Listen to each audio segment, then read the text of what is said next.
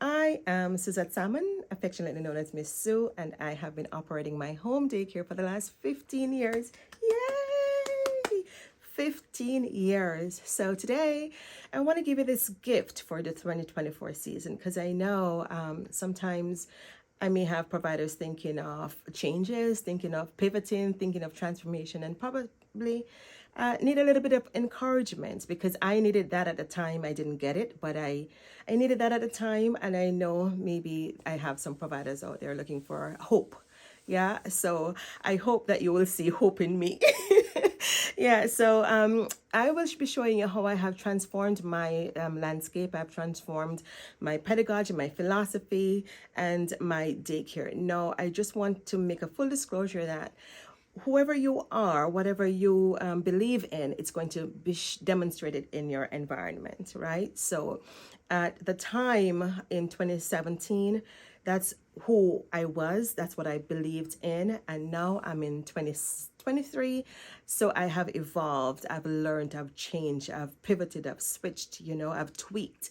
So I just wanted to show you what my daycare looks like as of fall 2023. I haven't done a winter videos yet, but welcome in. And another thing I wanted to emphasize is the changes that you're seeing did not happen suddenly. It took years, and there's still moments of changes that you will not see in this short video. And also, seeing that I've been operating my daycare from 2009 and the first video is in 27, then there's a chunk of changes that isn't seen in the video leading up to 2017. All right. So this is my gift for you for 2024, for you to believe and for you to hope and for you to do and for you to be. And in order for you to do that, I encourage all my daycare providers is to study, to read. Don't stop believing, don't stop hoping, don't stop observing the children, because these are ways that you will get to improve the person you are. And again, it's reflective in your environment. So journey with me as I show you where I've been and where I am at this point. Again, I'm Miss Suzette Salmon. Welcome in. 2017, and this is us, a daycare filled with materials that were visible. Our materials were on display. And it was also the time when I was thinking of painting the daycare. And I think that's the time when I actually repainted the daycare. That was in 2017. So this is what you're seeing before I did the painting and the renewal of the daycare.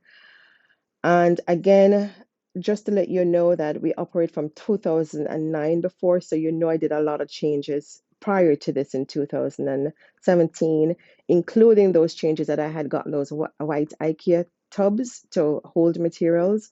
But because the shelves were open, there was nothing covering the shelves, it still looked crowded. And this is us, our art wall with our nature bits, pine cones. I operate a nature daycare, so I infuse my daycare with nature. We had our bulletin board, our little library, just a lot of things that were visible. The biggest challenge for any daycare, I can tell you, is storage. Any daycare, it doesn't matter if you're a home daycare or early year center or whatever, the biggest challenge that you'll have is storage. So this is us looking on a different year. When the environment, I had gotten some curtains from TJ Maxx or Home Goods, I believe, and the lamp was from Home Goods or TJ Maxx too. So I flanked the sides of the fireplace storage, so it was covering the materials behind, so it didn't look so crowded. That's one year. Now, I think this was like a November or a December. It was a cold season, I know for sure, because there, I had materials and books that were reflective of a cold season, especially the penguins. And that's our light table, the most played with item in our daycare, the most played with, along with our block area. And I had a different rug on the block area at that time. I also had a water fountain at that time. So this is us. Yeah, lots of changes. I also changed and had a family wall put in the daycare. And the children art are now displayed up top. This burgundy sofa, I got rid of it because the children were using it as a writing bench and not necessarily sitting on it. So this was a daycare, I think, in 2022. And I still struggle with storage, but the curtain hides what's behind there. And then this is our daycare as of fall 2023. So for some, it may still look crowded, but this is what works for me. And I absolutely love where we have pivoted and what we do in the space.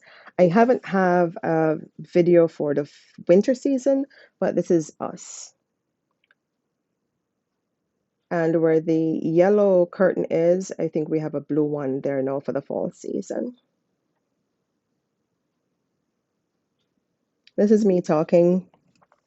I think this was one of my bloopers video this morning when I was recording, and I was like, oh, maybe I can just put it into the back and still keep talking. But I just want to say to my fellow daycare providers that no matter what you do, remember that in order for you to change your environment, we need to change our mind also. And for me, right now in my daycare, I'm no longer overwhelmed as I was. I'm no longer stressed as I was.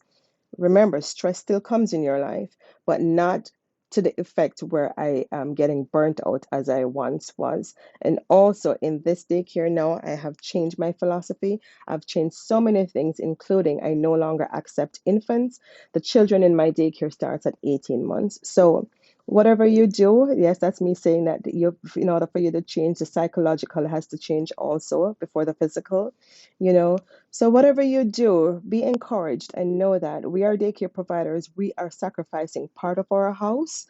We're sacrificing a lot. And if you operate a daycare where your entire space is a daycare, then it's for you to see how can you make your daycare in a way that you can still not sacrifice your house, but to still enjoy your home. Whether it is toning down the colors or choosing cupboards that are going to hide some of the daycare toys. So I hope to do another video, and I hope 2024 I'll be pushing out more videos to talk to my daycare providers and for us to encourage each other and for us to really be inspired by one another.